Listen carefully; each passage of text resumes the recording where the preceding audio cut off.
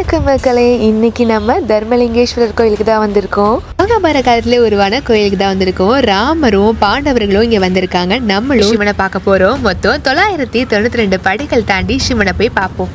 12,000 பேருக்கு பௌர்ணமிக்கு உணவளிக்கிறாங்க. அது மட்டும் கிடையாது, இந்த கோயிலுக்கு பீமன் அவங்க வந்துட்டு போனால மலைக்கு அடிவாரத்திலே பீமன் இருக்காங்க. தர்மலிங்கேஸ்வரர் நுழைவாயில தான் இருக்கும். வாங்க போய் பார்க்கலாம். மலையின் உச்சியில் மௌனமாய் நிற்பவன், இதயம் திறந்தாள் ஆனந்தம் அவனே. ராமரும் பாண்டவர்களும் வனவாசல் போகும்போது இங்க உள்ள தர்மலிங்கரை வேண்டிட்டு போயிருக்காங்க. பிரசித்தி பெற்ற இந்த கோயிலுக்கு பெரியவர்கள் இருந்து சிறியவர்கள் வராங்க. இந்த கோயில் எங்க இருக்குன்னா பாலக்காடு போகிற வழியில் மதுக்கரை கோயம்புத்தூரில் தான் இருக்குது. டைமிங் என்னென்னா 6:30 to 12:30 அண்ட் 2:30 to 4:30.